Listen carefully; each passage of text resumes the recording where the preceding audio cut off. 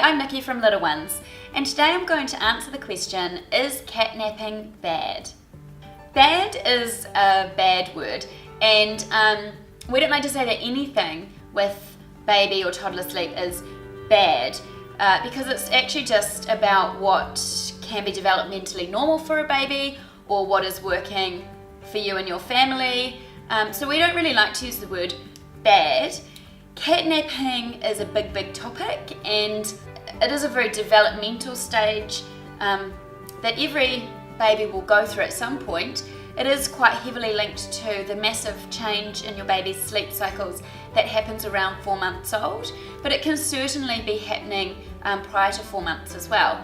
When we're talking about catnapping, we're generally talking about a baby sleeping for one sleep cycle, napping for one sleep cycle at a time, so around 45 minutes during the day, and they will just sleep for that long and then have another wakeful period, and then later have another 45 minutes sleep and another wakeful period. So they're not having longer chunks of consolidated sleep during the day, it's just lots of short catnaps.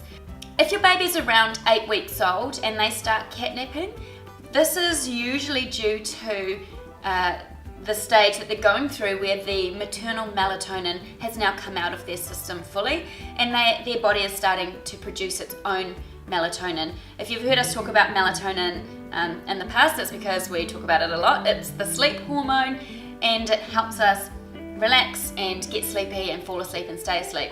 And melatonin is the production of melatonin is encouraged by the darkness. So that's why at around 8 weeks, your baby probably now needs to start napping in a very dark room so that their body can produce and release the sleep hormone melatonin, and they can nap for longer than one sleep cycle, because this will really help them drift between sleep cycles a lot easier if they're in a nice dark room.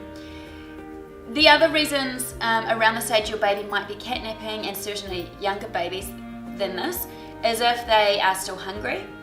So if they're not feeding very efficiently, they might only nap in short stints because they're hungry, or maybe for newborn babies they're not swaddled, and so when they're coming out of their sleep cycle, their startle reflex is waking them up when they're coming into their lighter sleep. What can also help your baby through catnapping at any age is using white noise. This helps trigger a calming response in your baby's brain, and we've actually got a really good white noise track available on Spotify called Our Baby Sleep Shh, and it is a very rhythmic, repetitive whooshing sound that works magically to settle babies to sleep and definitely helps them transition between sleep cycles. Another reason that your baby of any age really might be only catnapping is because their awake windows are too short. So they're not really awake enough between naps for long enough to get tired to need a longer sleep. So if your baby is, say, 12 weeks old and they're only awake between naps for an hour, that's far too short for that age, and so they're just not stimulated enough, they're not tired enough to sleep for longer than the one sleep cycle at their next nap. So extending out your baby's awake windows is really going to help move through catnapping. The last factor that really heavily affects whether your baby is a catnapper or not is their settling ability once they reach around 4 months old. So once their brain changes in the way that their sleep cycles work, your baby comes to rely on whatever settling method they use to go to sleep at the start of the nap so heavily that they need that same settling method replicated between sleep cycles in order to go into another sleep cycle and nap for longer.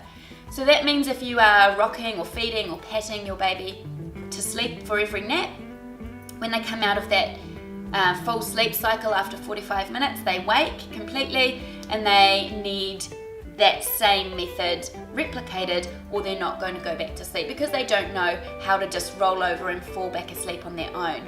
So it's around this time, this does signal that your baby's ready to start learning the skill of falling asleep independently.